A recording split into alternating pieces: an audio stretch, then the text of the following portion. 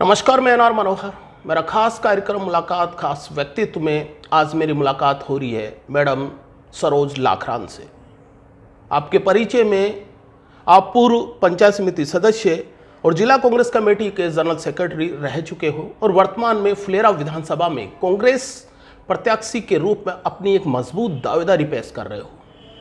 मेहरे परिवार से संबंध रखते हैं और फुलेरा में लाखरान परिवार की आप पुत्रवधू हो। बात करते हैं मैडम सरोज लाखरान से। सबसे पहले मैडम आपका हमारे चैनल में स्वागत। नमस्कार, धन्यवाद।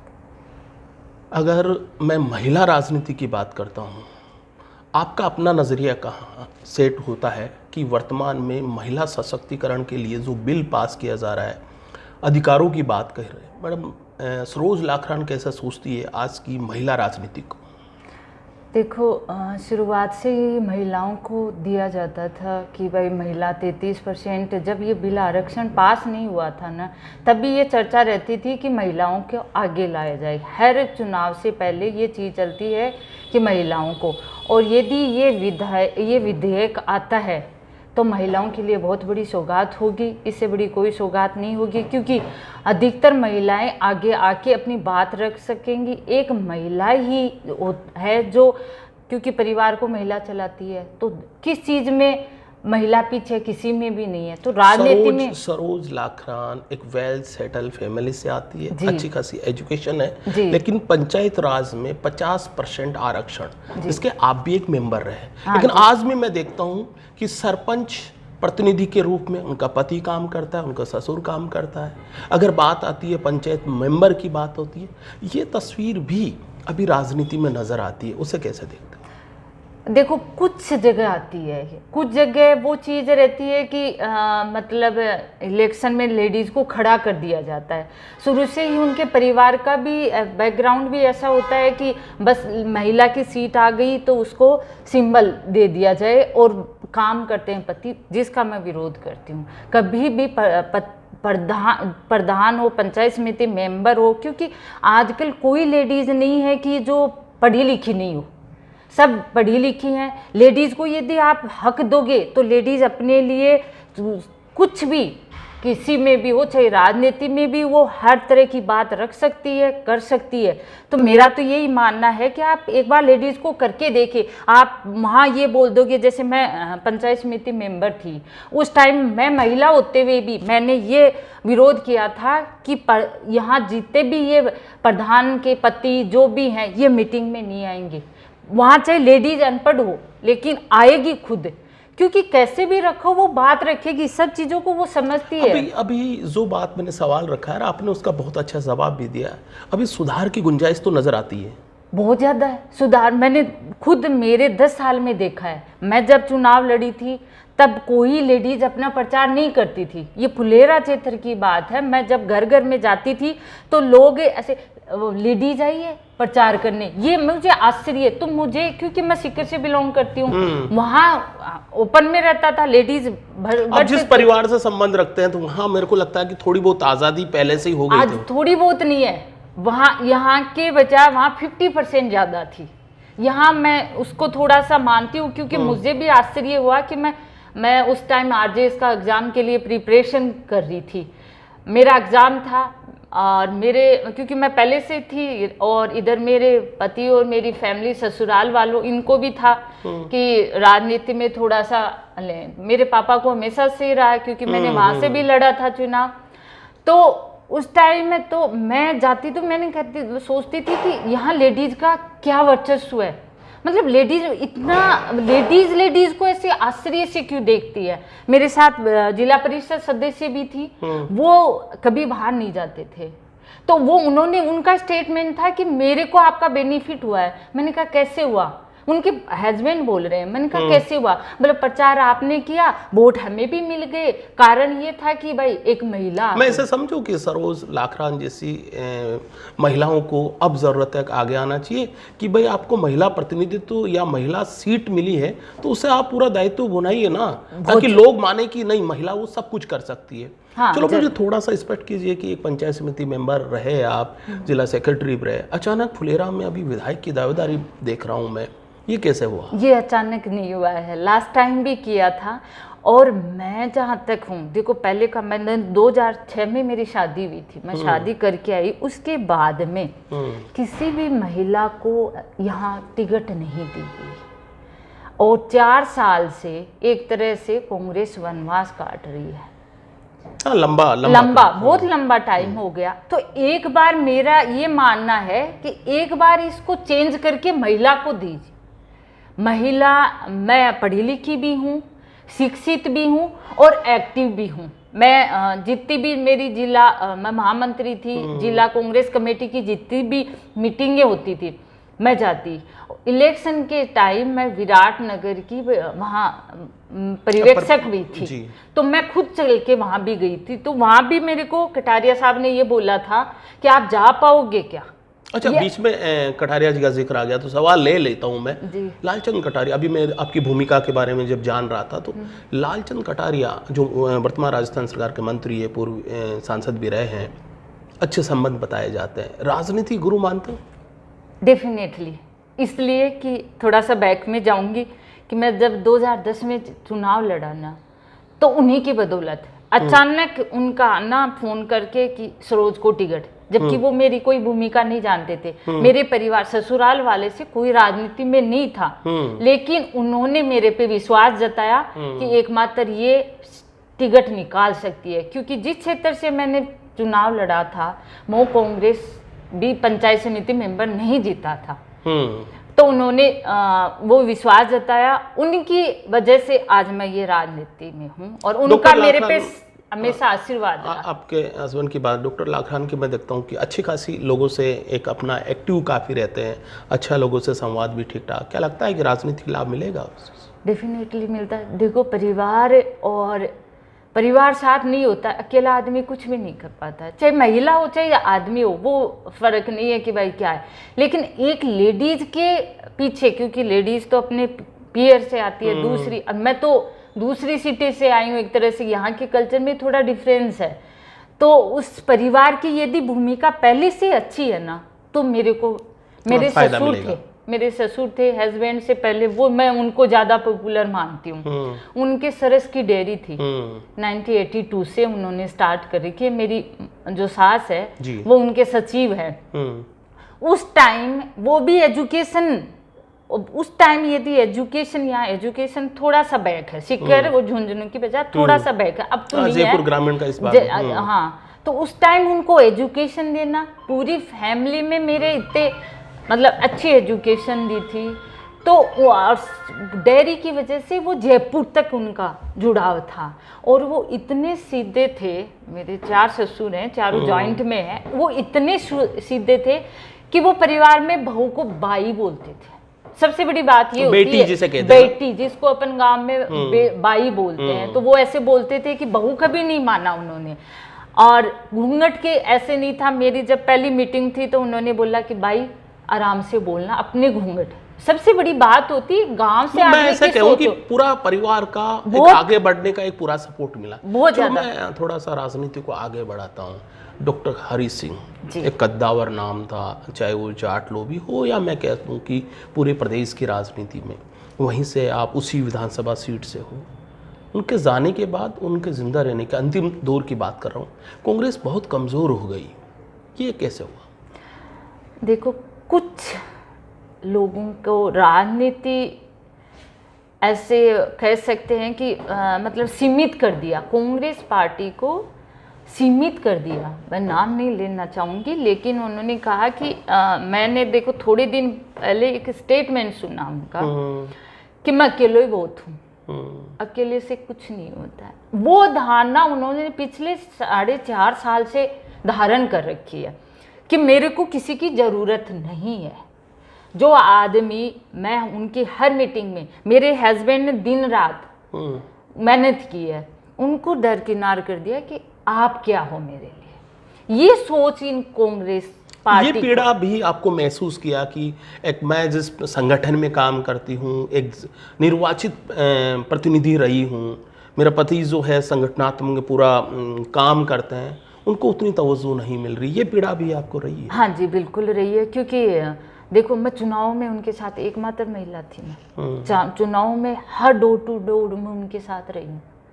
कहीं भी गए। फिर बाद में धीरे धीरे धीरे जैसे जैसे वो इस क्षेत्र में आए तो बहुत कम है उस क्षेत्र में, ये तो लास्ट टाइम दिख रहे हैं, वरना क्षेत्र में प्लस क्षेत्र की जो यहाँ की जो समस्याएं हैं ना उनके बारे में वो कभी, मैं पंचायत समिति मेंबर रही थी, बिसलपुर का हमने मुद्दा उठाया था, यहाँ पंचायत समिति मेंबर काफी एक्टिव थे आप। काफी एक्टिव, मैंने यहाँ तक इस्तीफा देना मेरा पहला काम था जब पंचायत समिति किशनगढ़ रेनवाल को नहीं बनने दिया जा रहा था, उस टाइम मेरा पहला था। प्रधान हमारे बीजेपी का था, उनका ऑब्जेक्शन मैंने मेरे अकेली महिला होके मैंने किया था, जबकि मेरे को ये बोला गया कि यहाँ इनका बोर्ड है आप क्या कर लोगे, लेकिन मैंने कहा करूंगी मैं खुद लड़ी, मेरे हस्बैंड कभी नहीं गए, कभी भी धरने पे भी बैठी हूँ मैं, ऐसी बात नहीं है, लेकिन इन्होंने इतना, इनके पास गवर्नमेंट में अपनी सरकार थी, लेकिन अपने यहाँ फुलेरा विधानसभा क्षेत्र के लिए इन्होंने कोई विशेष क्या काम किया? संतुष्ट नहीं हो? बिल्कुल भी नहीं है। अच्छा, मैं ऐसा देख रहा हूँ कि कांग्रेस की तरफ से फुलेरा विधानसभा से टिकट की दावेदारी के आपके अलावा भी मैं नाम 2, 4, 5, 10 नाम गिना सकता हूँ जी। ये 10 में से एक का चयन करना प्रदेश कांग्रेस कमेटी के लिए तो एक चुनौती रहेगा। मैडम लाखरान को वरीयता दे, इसके पीछे क्या कारण हो सकता है? देखो, उनके लिए चुनौती नहीं रहेगा, कुछ यहाँ के मुद्दे हैं, सबको पता है। एक फर्स्ट मेरा ये है, शिक्षित और युवा और महिला, जैसे माननीय राहुल जी ने अभी छत्तीसगढ़ में युवा मैदान का क्लब का एक उद्घाटन किया, उनका ये है कि भाई युवा है, आगे बढ़ चढ़ के भाग लें। मेरा आदर्श है, प्रियंका जी को मानती हूँ, जो बोलते हैं लड़की हूँ, लड़ सकती हूँ। नहीं, जैसे युवाओं की बात तो दोनों ही पार्टियां करती है, मैं राष्ट्रीय पार्टियों की बात दोनों तीनों, लेकिन आपके चीफ की बात करते हैं, जैसे मल्लिकार्जुन खड़गे, उम्र देखिएगा, इतने वर्द को वापस चीफ बनाया। देखो, सीनियर घर में है, एक घर फैमिली को लीजिए आप, घर में एक छोटे बच्चे को अपने मुखिया नहीं बना सकते, जिसको एक्सपीरियंस हो, जिसको नॉलेज हो, उसी को बनाते हैं, उसी की सब बात फॉलो कर सकते हैं। कांग्रेस में एक यूथ लीडर्स आ रहा था, सचिन पायलट जी, खूब आगे बढ़ने के लिए, लेकिन रोक दिया गया। ऐसा लगता है कि यूथ को थोड़ा और दिक्कत, नाम तो यूथ को बढ़ाने की बातें होती है, लेकिन राजनीति ये कहती है कि रास्ता इतना आसान नहीं है।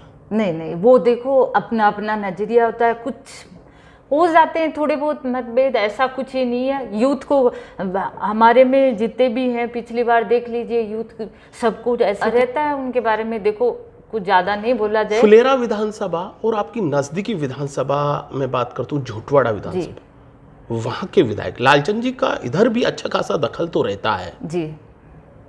कई पंचायत समिति मेंबर में पिछली टिकट की बात करूं तो उनके आशीर्वाद से मिला है। मैं कहता हूं वोटों को भी अच्छा खासा प्रभावित करता है। आप अगर टिकट मिली, आपको पार्टी ने भरोसा आपको जताया, तो मुझे ये कहना मेरे के लिए ज़्यादा वो नहीं है कि शायद लालचंद कटारिया जी आपकी उसमें अच्छी खासी मदद कर सकता है। फुल पूरा उनका ऐसे, आज मैं कह रही हूँ ना, ये बात है उस टाइम से है, लेकिन आज लालचंद जी यदि सपोर्ट नहीं करते तो मैं नहीं बढ़ती इस चीज में। देख, क्योंकि अकेला मैं आज ऐसे बोल दूं कि कोई खेल थोड़ी है, मैं फॉर्म लगा रही हूँ। मुझे लोग कहते हैं कि मैं जब घूमता हूँ, लोगों से बात करता हूँ, तो एक सामने आती है कि भाई ऐसे ज़्यादा टिकट मानने से एक कांग्रेस के अलग अलग ग्रुप बन जाएंगे और सीधा लाभ है बीजेपी विधायक को मिलेगा। और बीजेपी विधायक 3 बार का जीता हुआ है, हैट्रिक है, 4थी बार है, उनको हराना इतना आसान नहीं है। इसको कैसे देखते हैं? नहीं, देखो अपना ये अधिकार है, फॉर्म लगाना अलग बात होती है, लेकिन यदि आज सरोज को, क्योंकि हम लास्ट पर्यवेक्षक जी आए थे हमारे, उनसे बात हुई थी हमारी, हम एक विद्याधर जी के अलावा हम सब एक साथ गए थे उनसे मिलने के लिए। अच्छा, फुलेरा विधानसभा में कांग्रेस को कितना मजबूत मानते हो? क्योंकि आपके अलावा दावेदारों की लिस्ट तो लंबी है, सामने एक मजबूत जो 3 बार के जीते हुए विधायक है, उनको हराना इतना आसान तो होगा नहीं। फुलेरा में कितने ही लोगों ने आवेदन किया, आवेदन करने का हकदार सब होता है, जिसकी भी हो, अगले ने थोड़ी बहुत भी मेहनत की है वो करना चाहेगा, लेकिन मेरा ये मानना है कि जब हम पर्यवेक्षक से मिले ना, तो भी हमारा एक ही था, स्थानीय होना चाहिए, हम में से किसी को भी दे दो हमें मंजूर है, सिंबल के साथ सब हैं। एक विधायक एक विद्याधर जी है, उनके अलावा कोई भी है जो नहीं बोला। सब विद्याधर सिंह जी का विरोध का मोटा कारण क्या मानते हैं? सब पहला मोटा कारण उनका ये है कि हर कार्यकर्ता को वो साथ लेके नहीं चले। पहला कारण ये है। दूसरा कारण ये है कि एक स्थानीय का देखो होता है, एक आदमी यहाँ रहता है तो उसको ज़्यादा चीज़ों का बारे में पता रहता है, एक अपन को बाहर जाके मिलना। यहाँ का जो लोकल आदमी है उससे सब जुड़े हुए होते हैं, रीजन है, रिश्तेदारी आसपास होती है। एक बाहर से आएगा उसका कोई नहीं है, बाहर से आएगा उसके कुछ लोग। अब इन्होंने सीमित दायरा कर लिया कि मेरे इतने लोग हैं, तो इससे नहीं होती है। आप हर कार्यकर्ता को पूछिए, पिछले इन्होंने 4-4.5 साल से किसी भी कार्यकर्ता से बात नहीं की। किसी पंचायत समिति चुनाव देख लो, किसी का भी देख लो। ये कसक है। अच्छा, आपके सीएम की बात करो, अशोक गहलोत की बात करो, कहते हैं कि भाई बहुत अच्छी स्कीम चला रखे हैं, महिला पुरुष जो भी हो, किसान हो, मजदूर हो, मनरेगा के लिए भी उन्होंने अच्छे। तो क्या लगता है कि ये जो स्कीम है ये लोकप्रियता बढ़ाएगी? ये लोकप्रियता डेफिनेटली बढ़ाएगी, क्योंकि देखो गांव में सबसे ज़्यादा लोगों को फ़ायदा हुआ। कोविड का देख ले, लंपी, इसमें इस सरकार ने इतने लोगों को फ़ायदा पहुंचाया, राहत मिली। हर एक महिला देखो दूध बेच के घर चलाती है, सबसे बड़ी बात है एक महिला के लिए भी, उसको उसका जितना नुकसान हुआ उसको वापस मिल गया। मैडम लाखरान ये मानती है कि आप विकास करोगे, आप अच्छी स्कीम दोगे, उससे वोट प्रभावित होते हैं। एक बताया जाता है कि वोट विकास से नहीं, कोई बड़े लीडर्स जो सीनियर कहते हैं विकास से नहीं, वोट आपके उस समय समीकरणों से तय होते हैं। इस दोनों बात को कैसे देखते हो? नहीं, समीकरणों से कोई तय नहीं होता है, काम बोलता है आदमी का। माननीय गहलोत साहब ने इतनी योजनाएं दी है जिनको अपन गिना भी, चिरंजीव हो जितनी भी हो, इनकी कम पड़ जाती है। आज को हर क्षेत्र में, एक क्षेत्र नहीं है, हर क्षेत्र में एजुकेशन ले लो, चिकित्सा ले लो, अपन महिला से संबंधित ले लो, किसी बिजली से संबंधित ले लो, किसी भी किसान से संबंधित ले लो। सरकार दोबारा आ रही है क्या? डेफिनेटली आएगी। फुलेरा विधानसभा को कैसे देखते हो? फुलेरा विधानसभा में 101% कांग्रेस का ही विधायक बनेगा। मैं विधायक किसे देखते हो?